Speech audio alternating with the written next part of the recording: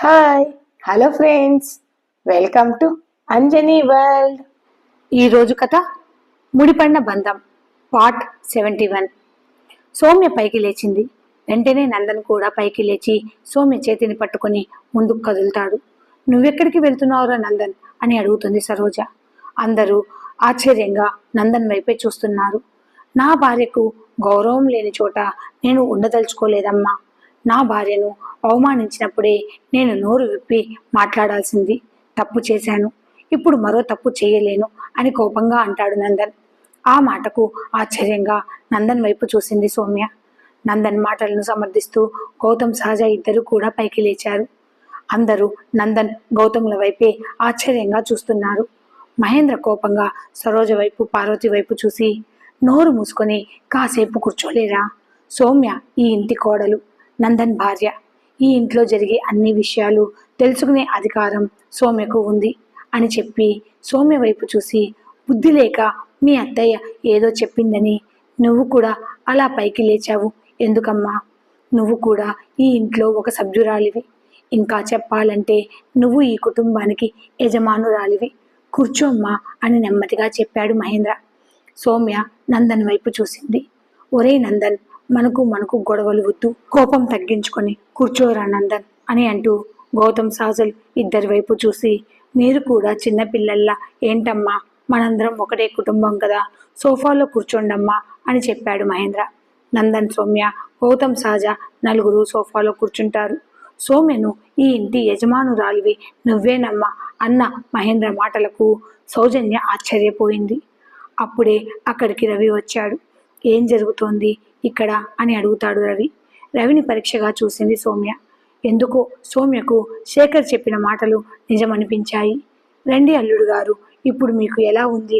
కడుపులో నొప్పి తగ్గిందా అని అడుగుతుంది సరోజ. ఇప్పుడు పర్వాలేదు అత్తయ్య అని మోహన పక్కన కూర్చుంటాడు రవి. కాసేపు అందరూ మౌనంగా ఉంటారు. మావయ్య, అమ్మమ్మకి వీడియో కాల్ చెయ్యనా అని అడుగుతుంది సౌజన్య. చెయ్యమ్మా అని తల ఊపుతాడు మహేంద్ర. సౌజన్య శారదకు వీడియో కాల్ చేసింది. అక్కడ సౌజన్య కాల్ కోసమే ఎదురు చూస్తోంది శారద. వెంటనే శారద ఆ వీడియో కాల్ని లిఫ్ట్ చేసింది. సౌజన్య తన ఫోన్ని టీవీకి కనెక్ట్ చేయడం వల్ల శారద టీవీలో అందరికీ కనిపిస్తూ ఉంది. శారద కూడా సోఫాలో కూర్చొని ఉన్న అందరి వైపు చూసింది. తన మనవడి పక్కన తన మనవరాలు కూర్చోవలసిన ప్లేస్లో సౌమ్యను చూడలేకపోతోంది శారద. ఇంటి కోడల్ని మరీ అంత నెత్తికెక్కించుకోకు సరోజ. నేను మాట్లాడదలుచుకునేది మీతోనే. ఇక్కడ నీ కోడలికి ఏ పని లేదు. ముందు నీ కోడల్ని ఇక్కడి నుండి వెళ్ళమని చెప్పు అని కోపంగా అంటుంది శారద. నేను ముందుగానే చెప్పాను కదా అన్నయ్య, అమ్మకు సౌమ్య ఇక్కడ ఉండడం నచ్చదని. నువ్వే నా మాటను అసలు వినిపించుకోలేదన్నయ్య అని మహేంద్ర వైపు చూస్తూ తన మూతిని తిప్పుకుంటుంది పార్వతి. మహేంద్ర శారద వైపు చూసి, సౌమ్య నా ఇంటి కోడలు. నా కోడల్ని అవమానిస్తే నన్ను అవమానించినట్లే. ఇక నా ఇంటి కోడల్ని ఒక్క మాట అన్నా నేను ఊరుకునేది లేదమ్మా.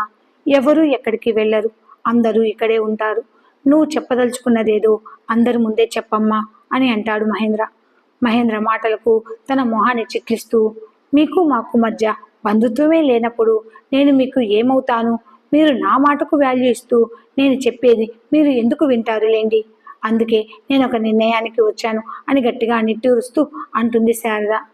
అసలు మా అమ్మ మా అందరితో ఏం మాట్లాడదలుచుకుంది, ఏ నిర్ణయం తీసుకుంది అని ఆలోచనలో పడతాడు మహేంద్ర. శారద ఏ విషయం గురించి మాట్లాడదలుచుకుందో, ఏమి నిర్ణయం తీసుకుందో అర్థం కాక నందన్, గౌతమ్ ఇద్దరు కాస్త ముందుకు వచ్చి శారద మాట్లాడే ప్రతి మాటను జాగ్రత్తగా వింటున్నారు. ఆ ఇద్దరు సౌజన్యకు తప్ప మిగిలిన వాళ్ళకందరికీ అక్కడ ఏం జరుగుతోందో అర్థం కాక అందరూ వింతగా టీవీ వైపే చూస్తున్నారు. శారద మహేంద్రతో అసలు విషయానికి వస్తాను. 30 సంవత్సరాల కిందట నువ్వు బిజినెస్ స్టార్ట్ చేయడానికి నీకు నేను 200 కోట్ల రూపాయలు డబ్బులను అప్పుగా ఇచ్చాను, గుర్తుందా మహేంద్ర? ఆ సమయంలో ఆ డబ్బులకు బదులుగా నువ్వు నీ బిజినెస్లో నాకు 50% పార్ట్నర్షిప్ ఇస్తానన్నావు. ఆ మాట ఇప్పటికీ నీకు గుర్తుంది కదా అని అడుగుతుంది శారద. ఎందుకు గుర్తుకు లేదమ్మా? అప్పుడు నేను నీకు పార్ట్నర్షిప్ ఇస్తానంటే నువ్వే వద్దన్నావు కదా. ఇప్పటికైనా నష్టమేమీ లేదు. నీకు నా కంపెనీలో 50% పార్ట్నర్షిప్ ఇచ్చి నా మాటను నిలబెట్టుకుంటానమ్మా అంటాడు మహేంద్ర.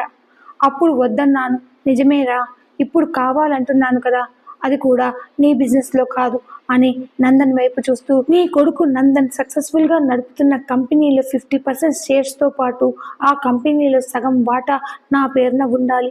నా బదులుగా సీఈఓగా నా మనవరాలు ఆ ప్లేస్లో కూర్చుంటుంది, చెప్పింది శారద. శారద మాటలు విన్న నందన్ కనుబొమ్మలు ముడుచుకున్నాయి. మహేంద్ర ఆ మాటలకు ఆశ్చర్యపోతూ, మా అమ్మ అడిగిన దానికి నందన్ ఒప్పుకుంటాడా అని డౌట్గా మహేంద్ర నందన్ వైపు చూశాడు.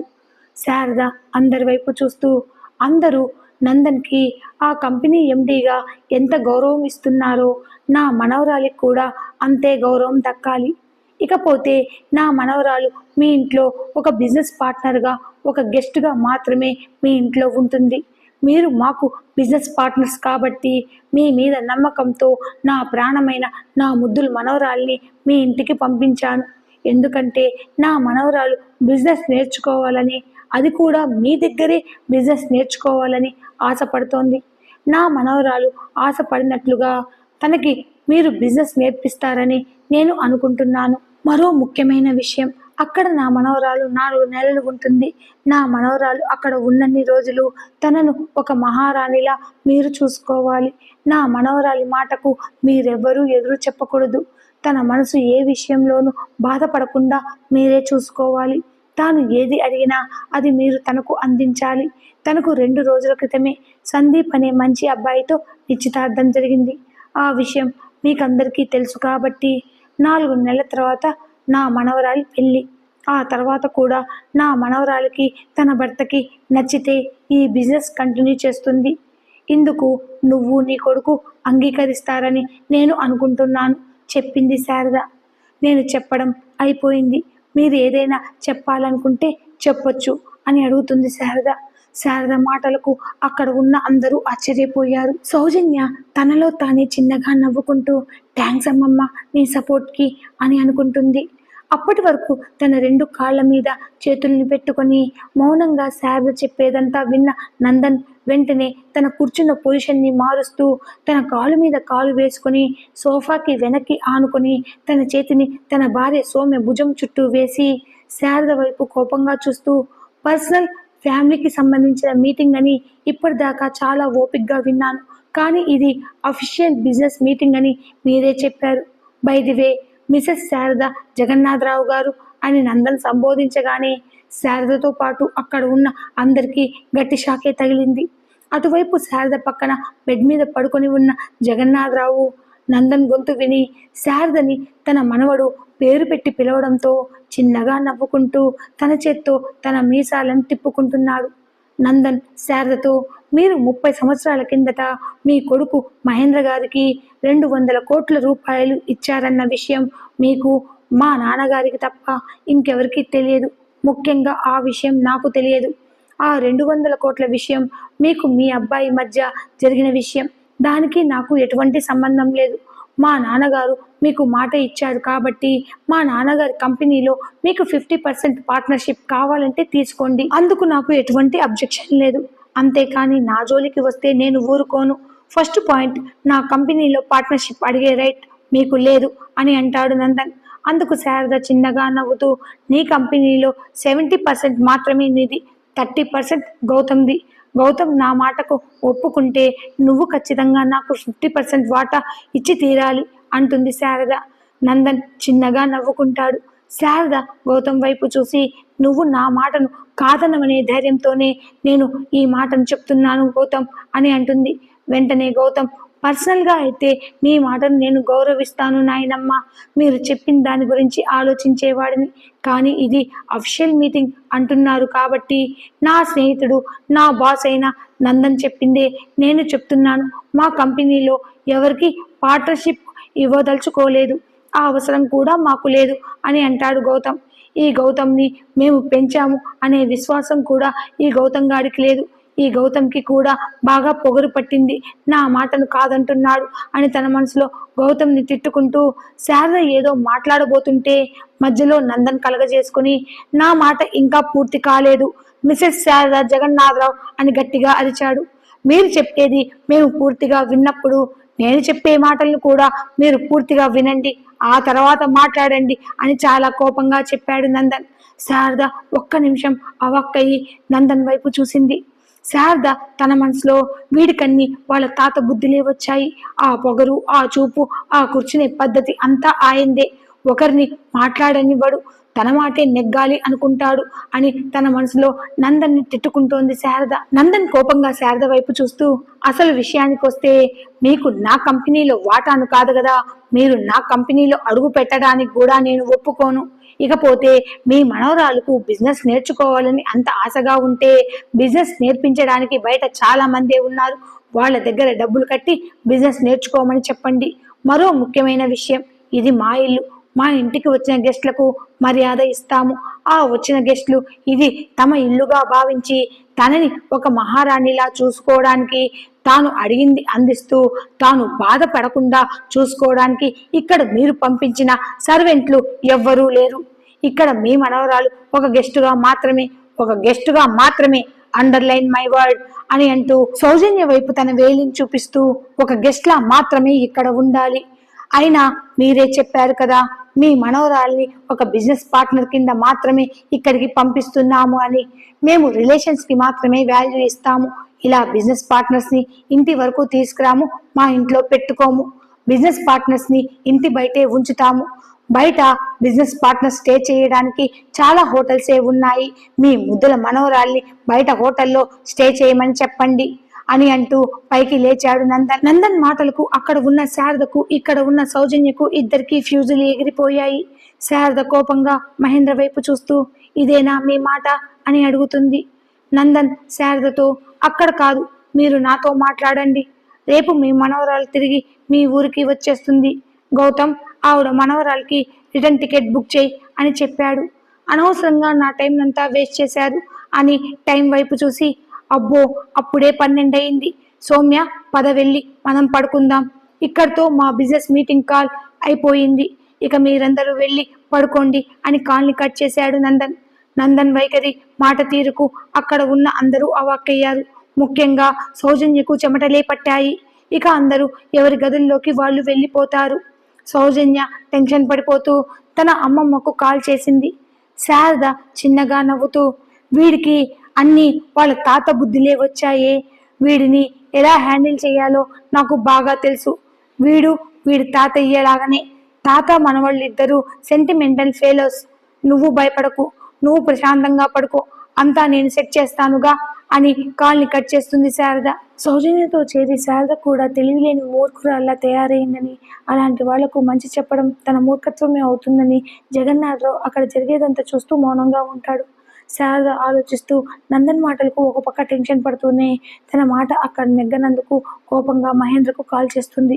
ఇక్కడ గదిలో సహజ గౌతంతో, నందన్ బావ గారికి సొంత నాయనమ్మ తాతయ్య ఉన్నారని ఇప్పటి వరకు నాకు తెలియదు.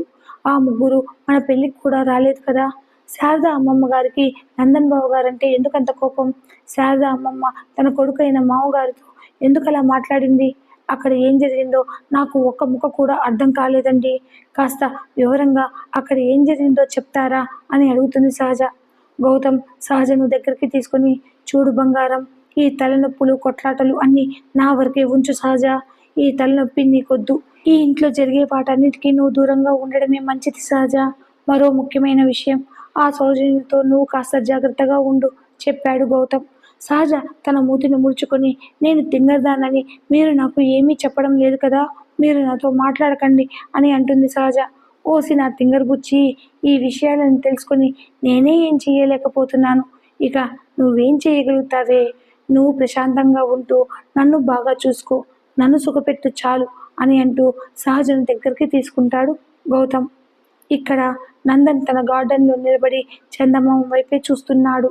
సౌమ్య తన బట్టల్ని సర్దుకుంటూ బయట నిలబడి ఉన్న నందన్ని గమనిస్తూ, ఇందాక అందరి ముందు నా భార్యకు వాల్యూ లేని చోట నేను ఉండదలుచుకోలేదు, నా భార్యను అవమానిస్తే నేను ఊరుకోను అని నందన్ మాట్లాడిన మాటలు గుర్తుకు రావడంతో సౌమ్య నందన్ వైపే చూస్తూ బాల్కనీ వైపుకు అడుగులు వేస్తూ నందన్ వెనుకగా వెళ్ళి నిలబడుతుంది.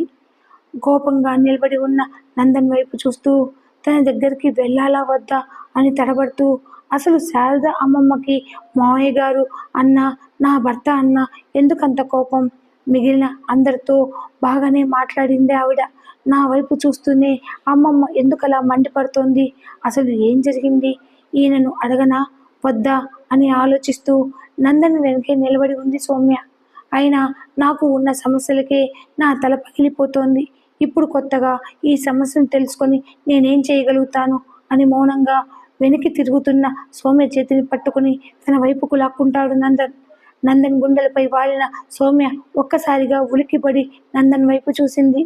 ఏంటే, నేను కోపంగా ఉన్నానని తెలిసి నీ ముద్దులతో నన్ను కూల్ చేయాల్సింది పోనిచ్చి ఇందాకటి నుంచి నా వెనకే ఉంటూ నా వైపే చూస్తూ నా దగ్గరికి రావాలా వద్దా, నాతో మాట్లాడాలా వద్దా అని నా వెనకే నిలబడి తెగ ఆలోచిస్తున్నావు అని తన కళ్ళని ఎగరేస్తూ అడుగుతాడు నందన్. ఆ మాటకు సౌమ్య తడబడుతూ అది అది ఇందాక జరిగిన విషయం గురించి మీతో మాట్లాడాలా వద్దా అని ఆలోచిస్తున్నానండి చెప్పింది సౌమ్య. ఇప్పుడు ఆలోచించాల్సింది ఆ విషయాల గురించి కాదే, పాపం నా మొగుడు ఎంత టెన్షన్లో ఉన్నాడో తన టెన్షన్ని దూరం చేస్తూ నా మొగుడిని ఎలా సుఖపెట్టాలో దాని గురించి ఆలోచించాలి. కానీ నీకు అలాంటి ఆలోచనే లేదు కదా. అసలు నిన్ను ఇలా కాదే అని తన 2 చేతులతో సౌమ్యని ఎత్తుకొని గదిలోకి తీసుకుని వచ్చి బెడ్ మీద పడేశాడు నందన్. సౌమ్య తన కళ్ళను పెద్దవి చేసి నందన్ వైపే భయంగా చూసింది. ఏంటే నా వైపు అలా ఉరిమి చూస్తున్నావు? మర్చిపోయావా? ఈ రాత్రికి మన ఫస్ట్ నైట్ అని నువ్వే చెప్పావు కదా, స్టార్ట్ చేద్దామా అని కొంటెగా అడుగుతాడు నందన్. ఏంటి ఇప్పుడా అని టైం వైపు చూసింది సౌమ్య. నందన్ చిన్నగా నవ్వుతూ ఏం చేయమంటావు, డేట్ మారింది, అయినా పర్వాలేదులే, తెల్లవారడానికి బోల్డ్ అంత టైం ఉంది, మనకు సరిపోతుందిలే అని అంటూ సౌమ్య మీదకి వాలిపోతాడు నందన్. సౌమ్య డ్రెస్ లోపలికి చేతులు పోనిస్తూ సౌమ్య మెడవంపుల్లో ముద్దులు పెట్టడం మొదలు పెట్టాడు నందన్. అప్పుడే డోర్ సౌండ్ అవుతుంది. నందన్ తన తలను పైకెత్తి ఈ సమయంలో డోర్ కొట్టింది ఎవరా అని సౌమ్య మీద నుండి పక్కకు జరిగాడు. నందన్ అని మహేంద్ర వాయిస్ వినపడుతుంది నందన్కి సౌమ్యకి ఇద్దరికి. వెంటనే సౌమ్య పైకి లేచి మావయ్య గారు వచ్చారండి అని అంటూ తన డ్రెస్ని సరిచేసుకొని వెళ్ళి బెడ్రూమ్ డోర్ని ఓపెన్ చేసింది సౌమ్య. బయట నిలబడి ఉన్న మహేంద్ర వైపు చూసి లోపలికి రండి మావయ్య గారు అని అంటుంది సౌమ్య. మహేంద్ర సౌమ్య వైపు చూసి మళ్ళీ ఈ టైంలో మిమ్మల్ని డిస్టర్బ్ చేస్తున్నందుకు సారీ తల్లి అని అంటాడు. పర్వాలేదు మావయ్య గారు అంటుంది సౌమ్య. మహేంద్ర గంభీరంగా నందన్తో నీతో నేను మాట్లాడాలి, నా ఆఫీస్ రూమ్కి రా అని చెప్పాడు. నానా ఈ టైంలోనా? ఇప్పుడు టైం ఎంతైందో తెలుసా నానా అని అడుగుతాడు నందన్. ఇప్పుడు నువ్వు వెంటనే నా ఆఫీస్ రూమ్కి వస్తున్నావు, అర్జెంటుగా నీతో నేను మాట్లాడాలి అని చెప్పి సౌమ్య వైపు చూసి మా అమ్మ నీతో అలా మాట్లాడినందుకు మా అమ్మ తరఫున నేను నిన్ను క్షమాపణ అడుగుతున్నాను తల్లి అంటాడు మహేంద్ర. అయ్యయ్యో మావయ్య గారు పెద్దవారు, మీరు నన్ను క్షమాపణ అడగడం ఏంటండి అని అంటుంది సౌమ్య. అర్జెంటుగా నందన్తో మాట్లాడాలి తల్లి, ఒక అరగంటలో నందన్ తిరిగి వచ్చేస్తాడు అని చెప్పి మన కోసం గౌతమ్ నా ఆఫీస్ రూమ్లో ఎదురు చూస్తున్నాడు, త్వరగా పద అని అంటాడు మహేంద్ర. నందన్ మహేంద్ర ఇద్దరూ వెళ్ళేసరికి గౌతమ్ ఆఫీస్ రూమ్లో నందన్ కోసమే ఎదురు చూస్తూ ఉన్నాడు. నందన్ గౌతమ్ వైపు చూసి విషయం ఏంట్రా అని సైగ చేశాడు. ఏమో నాకు తెలియదని తన భుజాలను ఎగరేస్తూ చెప్పాడు గౌతమ్. మహేంద్ర కోపంగా నందన్ వైపు చూస్తూ మా అమ్మతో నువ్వు అంత పొగరుగా మాట్లాడడానికి నీకు ఎంత ధైర్యం రా? ఆవిడ నాకు అమ్మతో పాటు నీకు నాయనమ్మ అనే విషయాన్ని నువ్వు మర్చిపోయి ఆవిడ కాల్ని కట్ చేసావరా అని కోపంగా అడుగుతాడు మహేంద్ర. నందన్ మహేంద్ర వైపు చూసి ఇందాక జరిగిన విషయం గురించి మాట్లాడుకోవాలి అనుకుంటే రేపు పొద్దునైనా ఈ విషయం గురించి మనం మాట్లాడుకోవచ్చు కదా నాన్న, ఇప్పుడు మన నిద్రలను చెడగొట్టుకొని అంత అర్జెంటుగా ఈ విషయం గురించి డిస్కస్ చేసుకోవాల్సిన అవసరం ఏముంది అని చిరాగ్గా అంటాడు నందన్. ఈ స్టోరీ అప్డేట్ కనుక మీకు నచ్చినట్లయితే please like, share and subscribe and hype my channel. పక్కనే ఉన్న హైప్ బటన్ని ప్రెస్ చేసి నా స్టోరీకి మీ సపోర్ట్ని అందించగలరు. అలానే నా స్టోరీని లైక్ చేసి నా ఛానల్ని కొంచెం సబ్స్క్రైబ్ చేసుకోండి ప్లీజ్.